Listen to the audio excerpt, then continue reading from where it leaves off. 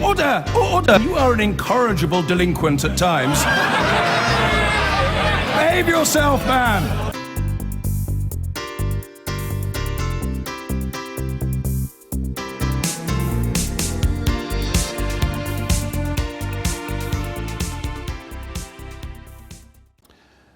Today's younger generation may know Ed Miliband as one of Twitter's liveliest wits and raconteurs. What older viewers might remember is he was once leader of the Labour Party, and had things turned out differently, he would have been Prime Minister and Brexit wouldn't be happening. He writes in The Observer today that it's time to accept Brexit, but fight the version of it he says the right wants. Good morning. Nice to be with you. Now, Ian Hislop, persuade him. I was the guy that didn't want the referendum. If there'd been a Labour government, if I'd been Prime Minister, we wouldn't have had it. I fought heart and soul for Remain, but when I was doing that, I said we're going to accept the result. And that's why I'm accepting the result. And I feel like that's what we've got to do. And I feel like for a principled reason, which is we had the referendum and there was a result, but I feel it for a pragmatic reason too. There are massive decisions to be made in the next 2 years and beyond, actually, about the future shape of this country, decisions of a gravity that we haven't made for 40 years, and we can't leave it to the right and centre-right, who by and large were on the Brexit side of the argument, to make those decisions. And in a way, even more so, because I think they want to use the referendum, or use the pretext of the referendum, to do things that were not the mandate of the referendum.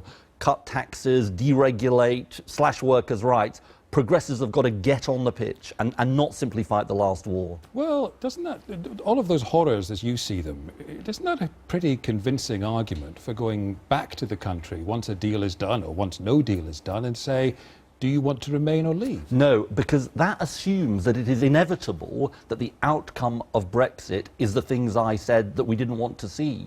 I think progressive politics is harder with Brexit, significantly harder. That's what Hilary Benn and I say in our piece this morning. But it's not impossible. And you know, if you think about the 1945 Labour government, they came to power in the most dreadful circumstances, but they didn't say it's impossible to change things. And part of my point is, it's right to say we need to limit the damage, avoid hard Brexit. We've got to do more than that, though. So take workers' rights, for example. I hear people saying, we can't let workers' rights be reduced. Well, sure, that's right. But one of the things I heard in the referendum was that insecurity at work was actually an issue in this referendum. This wasn't just a referendum about our relationship with Europe, it was about the state of Britain. So let's argue for stronger workers' rights. Let's use the Brexit legislation to make the country more progressive. It is never impossible to do that. What do you think of how Labour's policy on Brexit has evolved? Well, I think the tests that we've set are right. Do you think you could have done with those 3 months ago? I think sort of second-guessing leaders or spokespeople, no, I had too much of that in my time. Forgive me, second guessing would be trying to predict the future. I'm saying, what do you think of what they did? Well, I think Keir Starmer, Jeremy Corbyn have been handling a very difficult situation as best they possibly can, frankly. Because, look, it's easier for other parties. If you're the Greens or the Liberal Democrats, you're essentially fishing in the 48% pool. If you're UKIP, you're fishing in the 52% pool. Labour is trying to do something much harder, which is to try and speak for the whole country. And by the way, that's another part of my argument. Our attack on Theresa May, part of it is she's ignoring the 48%. I think the sort of ignoring the verdict, going into this saying let's overturn it, I'm afraid looks like ignoring the 52%. We've got to speak for both. And by the way, I think there is more that unites Remainers and Leavers than might first appear, because they share common concerns about the way the country is run. You mentioned right at the start of the interview that had things gone differently, you'd be Prime Minister and there would be no Brexit. How much did you, in the hours, days and weeks after defeat, think about that? Well, about the prospect of the referendum, you mean? Well, no, about what you were unsuccessful in achieving and the ramifications of that. You, I presume, took some personal responsibility for that. Well, I take total responsibility, yeah. And how did you deal with that as a person? It's tough. How did you deal with it? Did you cry? No, I don't recall. But look, it was very upsetting. I mean, the days afterwards were very, very upsetting days. Were you depressed? I wouldn't describe it that way. Look, it's hard, very hard. Hard for as I watch what's happening to the country. And how did you deal with it? Did you seek solace in friends? Did you talk to people about it, or did you sit quietly? I think that, you know, obviously my family, my kids know who I am now, which is no,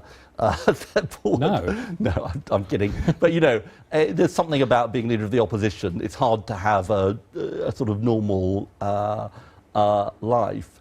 I tell you what has been one of the biggest pieces of solace for me is the British people, actually. The people you meet on the street. I mean, sometimes I ended up comforting them about it. It's when people say to you, "Oh, when that exit poll came out, wasn't it terrible?" And you say, "Yeah, I was there too."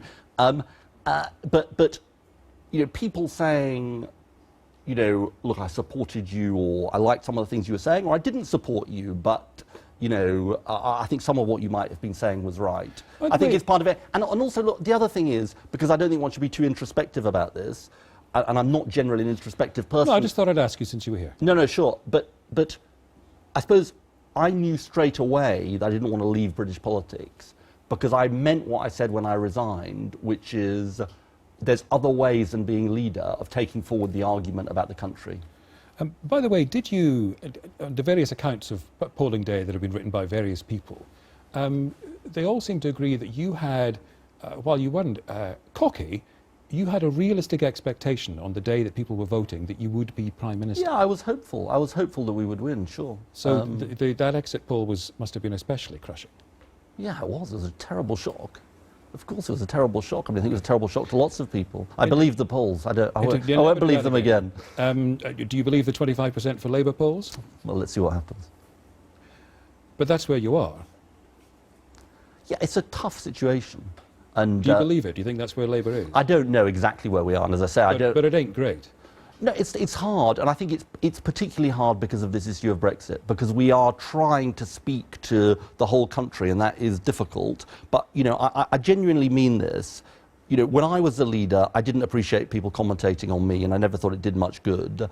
And I've been very, very sparing about commentating on Jeremy Corbyn. Let's something you did as leader then, which was change the leadership rules. Sure. And there are some people, and of course Jeremy Corbyn fans are very excited about the leadership change, and they think that's great for Labour. Labour is now more a party of the left, they say. But there are others who say it's that rule change that you were instrumental in bringing in that's put Labour where it is.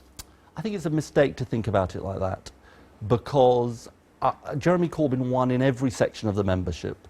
The idea of the got on the ballot. The idea of and he had to pass a threshold for that. But the idea of the membership electing the party, the membership and supporters electing the party, was something that was widely endorsed across the Labour Party. And I think it misses something here, which is, why has Jeremy Corbyn won 2 leadership elections? Because of a sense among party members, but not just among party members, that they felt there needed to be a more radical programme, by the way, a more radical programme even than I was offering. And in a way, I've got the humility to sort of accept that. I don't think it was just a sort of accident. Yeah. I think it went deeper than that. And you know, I think that from all wings of the party, you have to learn the lessons of that. You said last summer that Jeremy Corbyn's position was untenable, and yet here he is. Well, I supported Owen Smith against him in the second leadership election, and Jeremy won. And you've got to accept the result, a bit like what I say about Brexit. You know, I accept the result, and as I say, I think the role, particularly of ex-leaders, but across the party, is this is a collective effort, and you've got to focus on the collective effort. And thinking of humility, do you think it's possible that Jeremy Corbyn supporters are right, and that Labour hasn't really tried a proper left-wing agenda for many years? It hasn't won an election on your sort of platform since 2005. Instead of people carping at Jeremy Corbyn, shouldn't they get fully behind him? Well, I think that's what, by and large, people have done since he won his second mandate. And I think people recognise that it's important for him to be able to lead. And as I've said, I do think that he, in his leadership campaign, spoke to a sort of yearning that people had, not for sort of utopia, but for radicalism. Now, I don't quite agree with your characterisation of my programme, because I think I offered some of that radicalism, some of which we're seeing adopted not just by the Labour Party, but even sometimes by the Conservative Party. But I think I think there are always lessons to learn, and I think there are lessons to learn from his election, definitely. Ed Miliband, good to see you. Thank you. Thanks.